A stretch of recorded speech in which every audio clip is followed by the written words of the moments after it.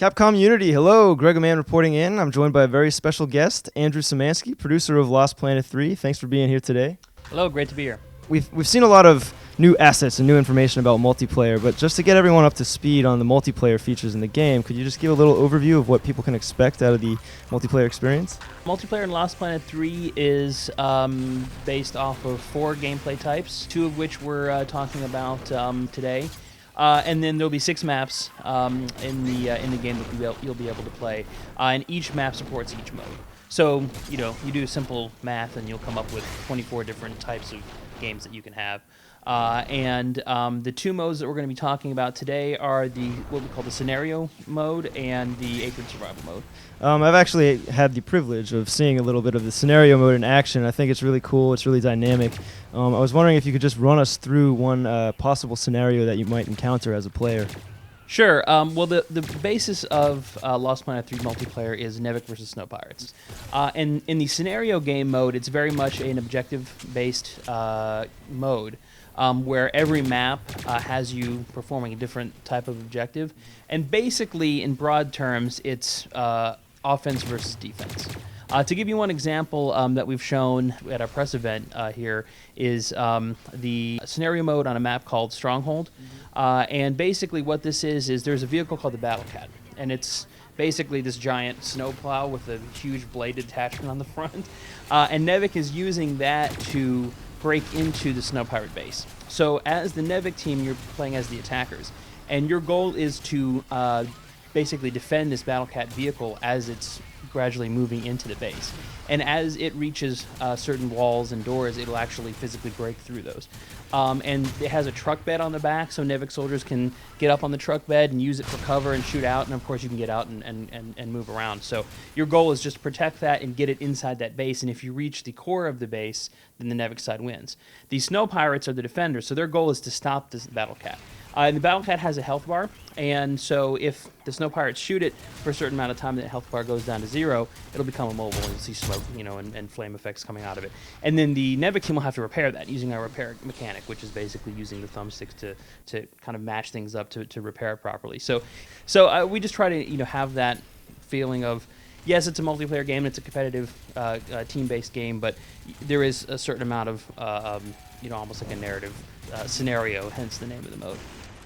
Could you just talk a little bit about what was sort of the logical progression? How was this born out of the previous games in the series?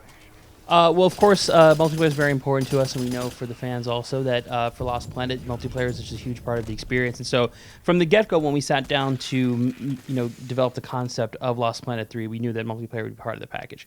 As I've said often in interviews, talking about the campaign portion and the single-player portion of the game, we made a conscious decision early on to split those off. So instead of including sort of co-op gameplay in the campaign, we said the campaign is going to be about Jim, the main character is going to be about his story.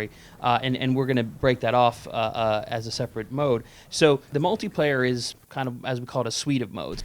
And the things that we've really tried to keep with Lost Planet 3 is the different human factions, and Nevik and the Snow Pirates, as I've mentioned, the vehicles, in particular the battle suits, and the Akrid. So these are all kind of the pieces of the puzzle, if you will. They're the magic sauce that makes Lost Planet 3 unique.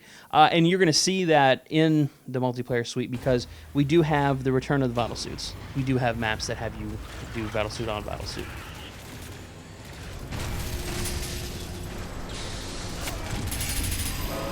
Another thing is the Akrid. And a lot of people have asked, hey, one of the things we really liked about LP2 was the fact that you could fight Akrid together, and we really wanted to keep that in the Lost Planet 3 experience. So in several of the scenario mode maps, you will have Akrid creatures that you have to fight. So while you're in the middle of this team gameplay, you'll basically have Akrid that will jump into the mix that you'll have to take out. And then we have an entire mode that's dedicated specifically to taking on Akrid in kind of a co-op context, and that's the Akrid survival mode. And this particular mode is 3-on-3, so your team of 3 is working together to kill the Akrids on your side. The other team on the same map, in an isolated area that you can see but you can't reach, they're taking on those Akrid. And then as a little kind of a mix-up, after you're done with these first 2 waves where it's just you and 2 other guys fighting the Akrid, at the end the barrier has come up, and now you have to take on the other player. I have to ask, I know a lot of people have a special fondness for the grappling hook that's always been in the series. Can you just talk a little bit about the role that will play in multiplayer? Sure. First off, just to reassure people who may have looked at the single-player coverage and say, man, I understand that in the single-player you don't start with a grappling hook and it's kind of a prototype and it's the past and, so you don't use it that often. For multiplayer, the grappling hook plays a much bigger role. You always have it, and it basically can be used against almost all sort of flat surfaces. Platforms, walkways, walls, and things like that you can use to bring yourself up. If you look at the footage, which is probably playing right now as I'm talking, you'll see that the grappling hook is used a lot. I mean, it's used much, much more in multiplayer.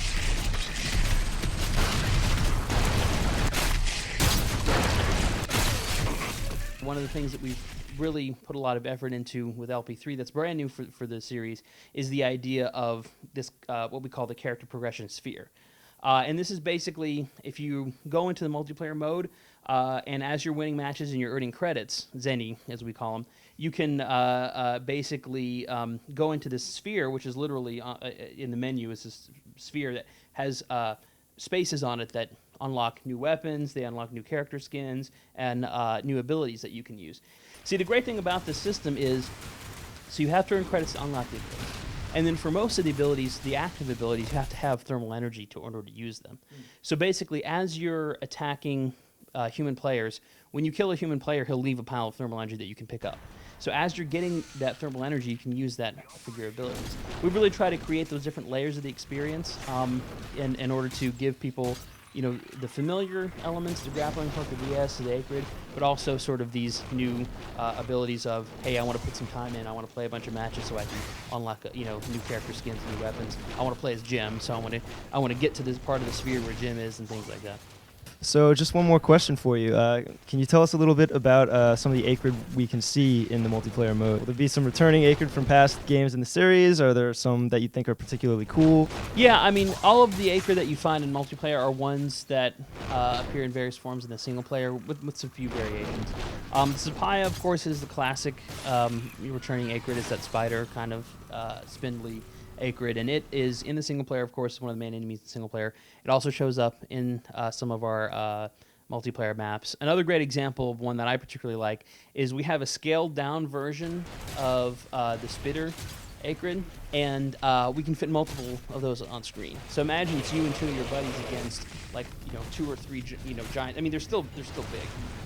They're still probably 2 or 3 times the size of the actual player, coming at you from all sides and attacking you to figure out how to deal with these things, and they are tough. Lost Planet 3 comes out August 27th for PS3, Xbox 360, and PC.